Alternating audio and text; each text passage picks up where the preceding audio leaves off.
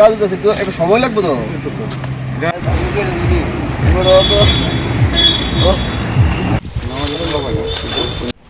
আপনারা জানেন বিশালগড়ের প্রত্যেকটা জায়গায় প্রত্যেকটা এলাকায় উন্নয়নের জোয়ার বইছে।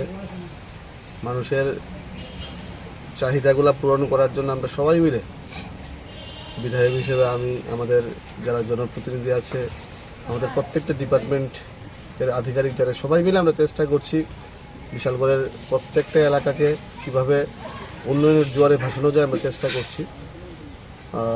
এই রাস্তাটাও আমরা প্রায় 3-4 মাস আগে আমরা দেখে গিয়েছিলাম।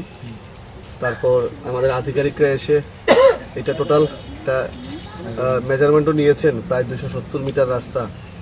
গতকালকে হঠাৎ একটা নিউজ দেখলাম বিধায়ক কথা দিয়ে কথা রাখেনি।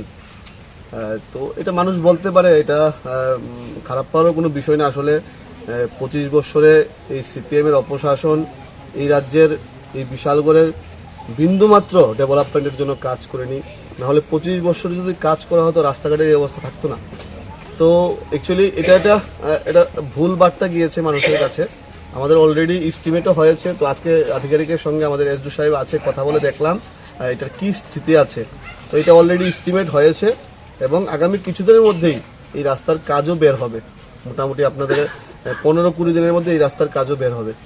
তো এই বিষয়টা একটা মানুষ একটা কনফিউশনে ছিল, তো সেই কনফিউশনে দূর করার জন্য এসেছি। এবং মানুষের চাহিদাগুলা সঠিক চাহিদা মানুষ বলতেই পারে।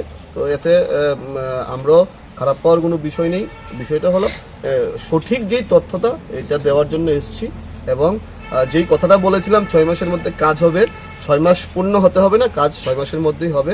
এবং মানুষ এই এলাকার যে ডেভেলপমেন্ট, এই এলাকার যে রাস্তার বেহাল দশা আছে, সঠিক একটা রাস্তা, মানুষের চলাফেরার উপযুক্ত একটা রাস্তা আমাদের পূর্ত দপ্তরের মাধ্যমে এখানে করা হবে।